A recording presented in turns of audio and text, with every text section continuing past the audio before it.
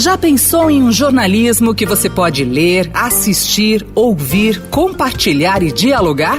Saiba mais em vempensar.estadão.com.br. O vice-presidente da República, Hamilton Mourão, trouxe novamente à tona uma discussão antiga: cobrar ou não mensalidade em universidades públicas. Segundo ele, é preciso pensar seriamente e sem preconceitos na possibilidade de estudantes com melhores condições financeiras pagarem para frequentar as federais. Então é algo que nós temos que pensar hoje seriamente, sem preconceitos, não é? Que seria um recurso que poderia ser canalizado para aqueles jovens que precisam de financiamento e pagar uma universidade privada. Seria uma compensação muito justa isso aí.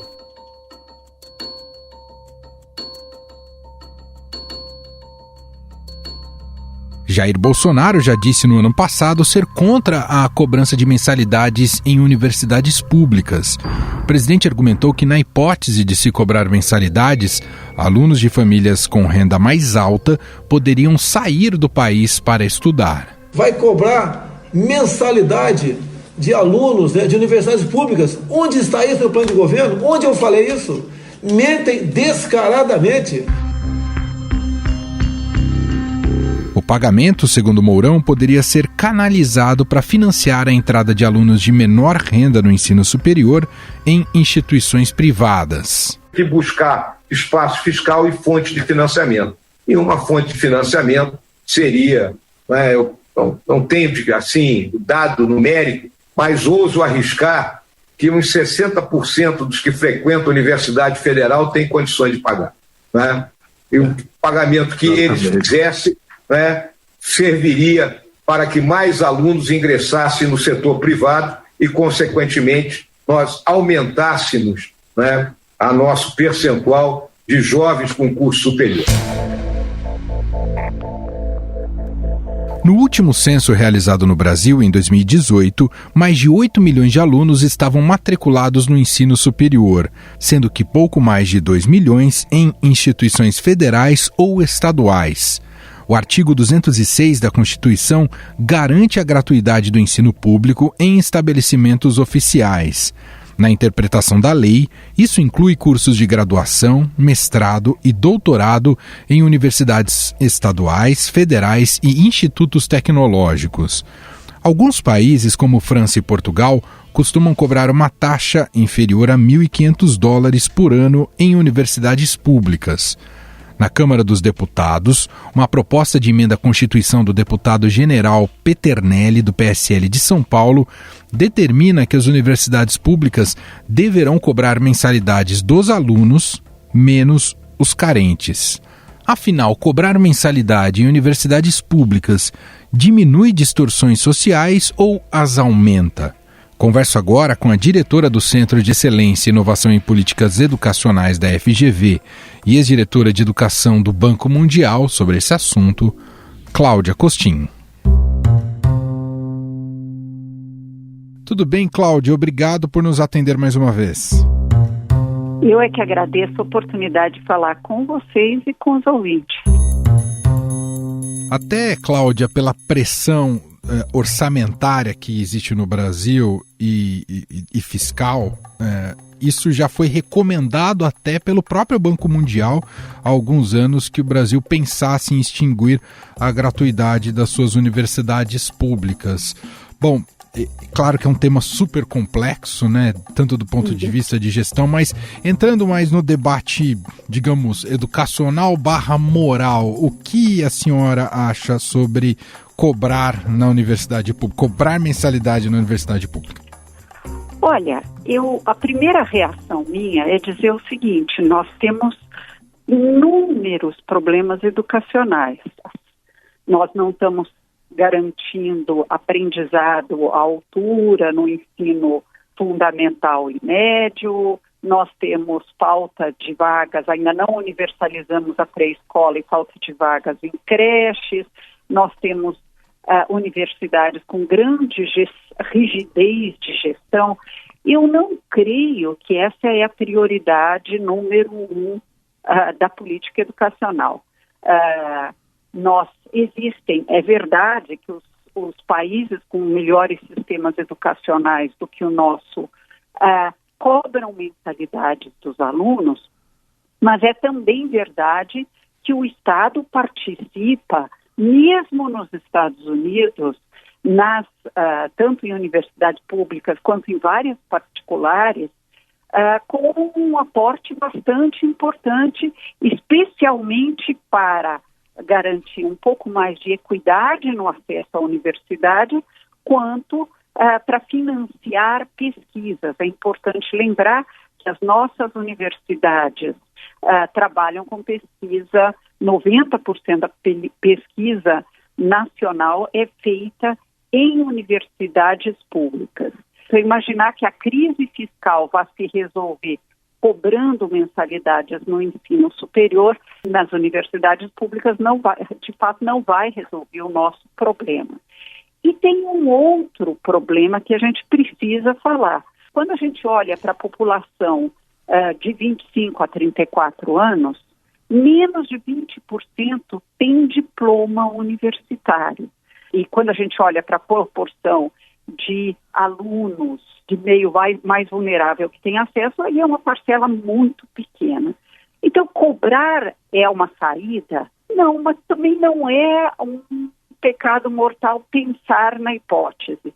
Se a gente quer construir um gasto público mais bem estruturado na área educacional, nós vamos ter que, sim, como o Fundeb estabeleceu, ampliar o investimento, especialmente na educação básica, e podemos, sim, pensar em, no futuro, cobrar mensalidades. Mas, repito, não é a prioridade da política educacional.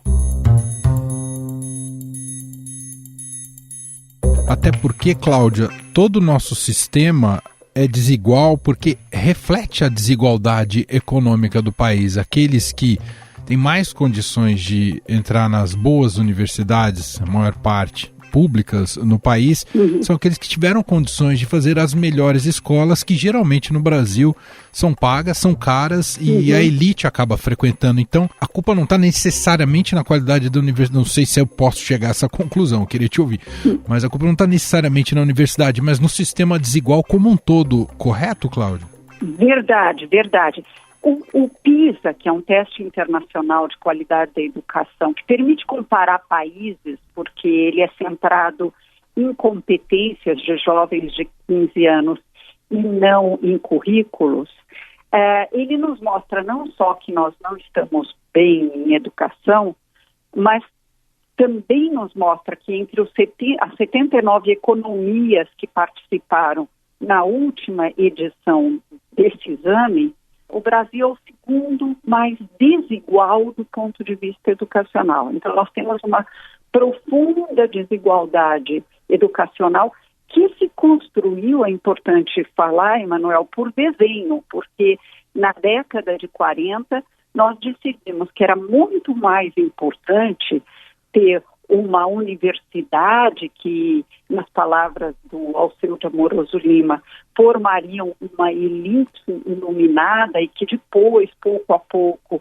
o resto da sociedade entraria na escola. Então, é priorizar a universidade com investimento e não prestar atenção na educação básica. Só que essa tal elite iluminada acabou se divorciando do resto da sociedade e a universidade ficou lá até bem recentemente isolada.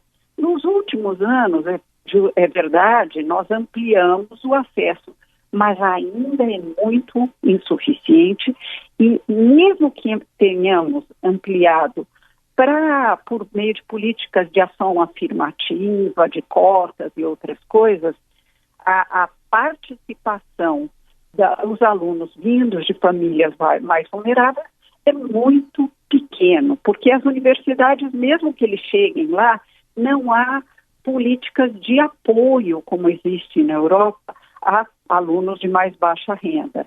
E, além disso, a qualidade da educação pública básica, que é onde estão a maior parte dos alunos brasileiros, 81,7% dos alunos brasileiros estudam em escolas públicas, né? Ela ainda tem que avançar bastante, para usar um eufemismo. A senhora citou, né, falou sobre o sistema de cotas, né, e especialmente o de cotas sociais, de fundo de análise socioeconômica. Eles precisariam ser qualificados e ampliados, Cláudia? Olha, as políticas de cotas, elas trouxeram para a universidade grupos tradicionalmente excluídos. Sejam as cotas de alunos de escolas públicas, como a USP trabalhou durante muito tempo e continua trabalhando, quanto as cotas étnico-raciais. Eu acho que elas cumprem um papel interessante que as universidades americanas e europeias também buscam, que é diversificar o seu corpo discente, ou seja, permitir que uma representação interessante da sociedade tenha acesso à universidade.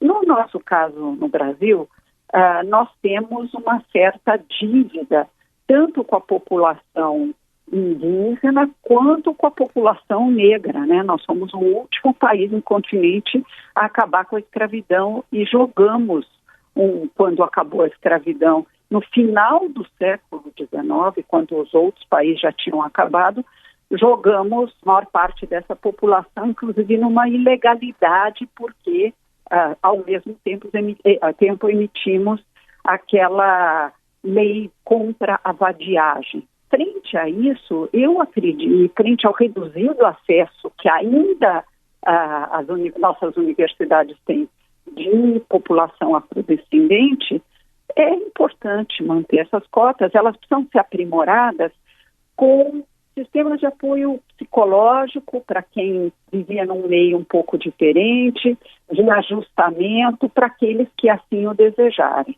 Inclusive, residências estudantis, né, como vários países têm nas suas universidades. Muito bem, nós ouvimos Cláudia Costin, diretora do Centro de Excelência e Inovação em Políticas Educacionais da FGV e ex-diretora de Educação do Banco Mundial. Cláudia, mais uma vez, muito obrigado por atender aqui a nossa reportagem. Eu é que agradeço a oportunidade.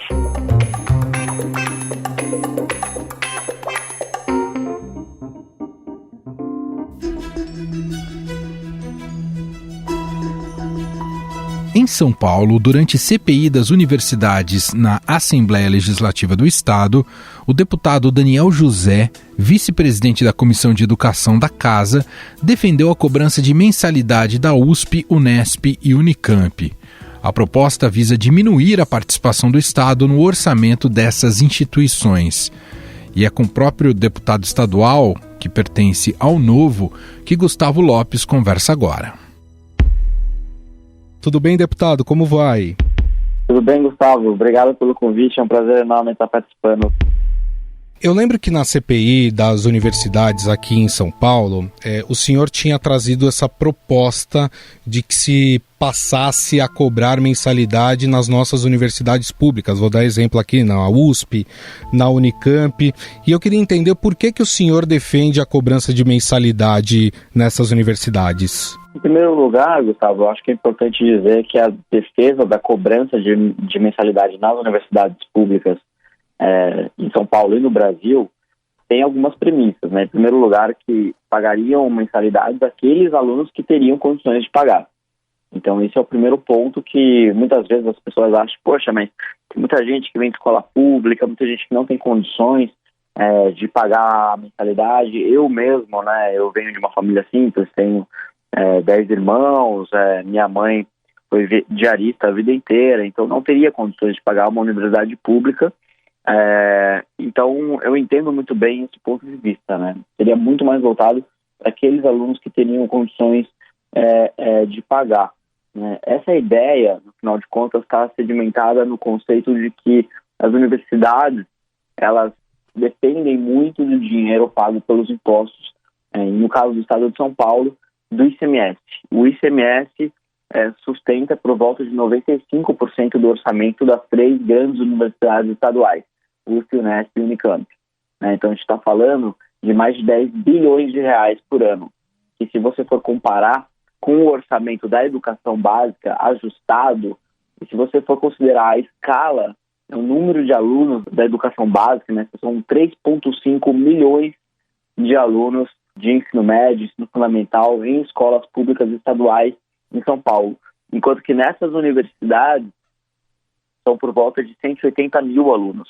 Então o que a gente tem são as universidades públicas recebendo por volta de 10 bilhões de reais e o ensino básico por volta do dobro disso, né, por volta de 20 bilhões de reais, quando feito alguns ajustes, né, mas com uma quantidade múltiplas vezes maior de alunos, né? Então, a gente já vê aí uma distorção muito grande de prioridades, né? No Brasil, a gente prioriza muito mais o aluno da universidade em comparação com o aluno do ensino básico. E as injustiças não param por aí, né? Porque, em primeiro lugar, né, o ICMS, que é o imposto que mantém os alunos das universidades estaduais, ele é um imposto que incide de uma maneira muito mais pesada sobre a população mais pobre, né? Porque é um imposto que incide sobre consumo de mercadorias e serviços, né?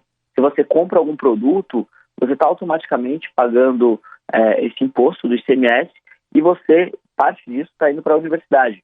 O perfil socioeconômico dos alunos das universidades públicas não é condizente com a realidade brasileira, né? A maior parte dos alunos que estudam nas universidades públicas são alunos que tiveram sua educação básica em escolas particulares. E por último, né, para fazer um argumento jurídico, na Constituição Federal de 88, no artigo 208, né, que fala sobre as responsabilidades da educação, né, e que tipo de serviço deveria ser disponibilizado de forma gratuita na educação, tem ali o ensino fundamental, obrigatório e gratuito, né, o ensino médio, né, e o ensino especializado, então pré-escola também. Então não tem em nenhum momento na Constituição Federal nenhum artigo que explicite que é obrigação do Estado fornecer ensino superior gratuito. Tanto que naquela época que a Constituição foi aprovada, em 88, nem sequer a gente conseguia garantir o acesso ao ensino médio público para todos os alunos do Brasil. A gente conseguia só para uma parcela, mais da metade estavam de fora.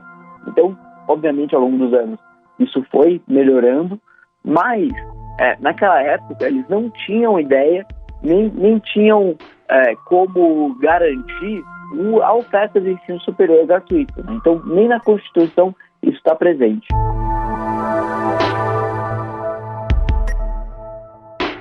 Eu ia entrar exatamente nesse assunto de como seria feita essa cobrança de mensalidade. Como se basearia o valor dessas mensalidades? Teria como exemplo o que é cobrado nas instituições particulares? Isso daí deveria ter um estudo, né? Um estudo bastante extensivo, olhando no caso a caso. Obviamente, uma mensalidade de um curso de medicina na USP seria diferente de uma mensalidade no curso de pedagogia da USP. Né? Então, são cursos que demandam estruturas diferentes, que tem estruturas de custo completamente diferentes e que deveria existir um estudo de mercado para entender o quanto que essas universidades particulares, né, que ensinam essas matérias, essas áreas, né, do conhecimento, quanto que elas cobram e, a partir daí, definir uma precificação que garantisse também a atratividade da universidade pública diante daquelas do setor privado. Isso é bastante importante justamente para que não haja nenhum risco de debandada de alunos ou perda de interesse pelas universidades públicas, né? Isso, de novo, né, é algo que acontece em a maior parte dos países do mundo.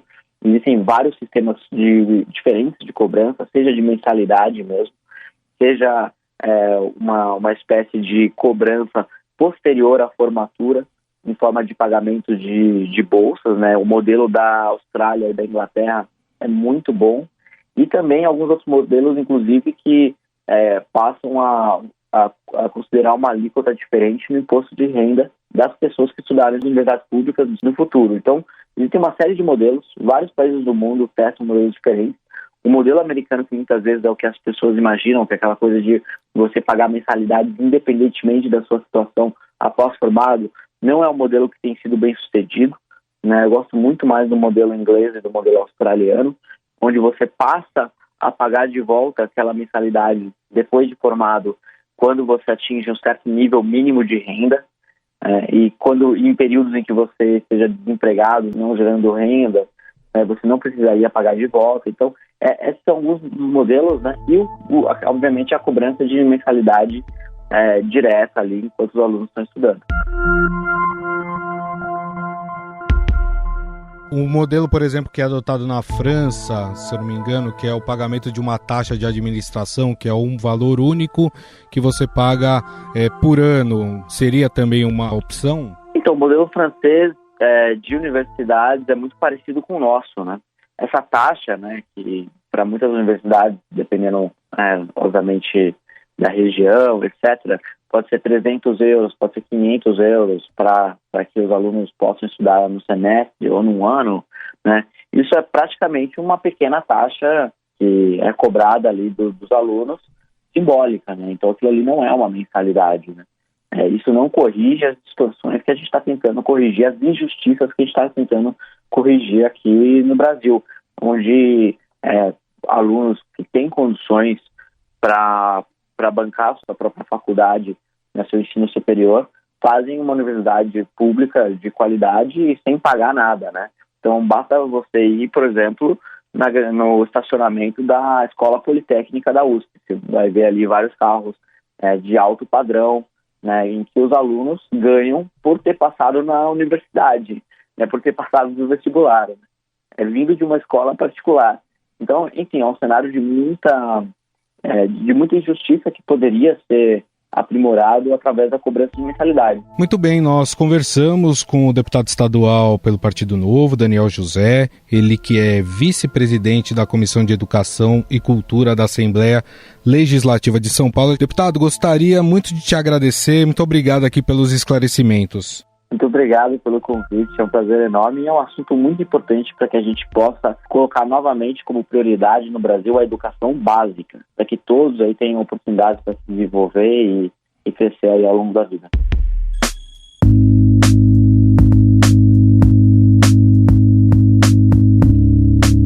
Nesta semana foi divulgado um dos principais rankings de universidades do mundo, o Times Higher Education. E a USP é a melhor do Brasil e da América Latina neste ranking, mas não fica entre as 200 melhores do mundo.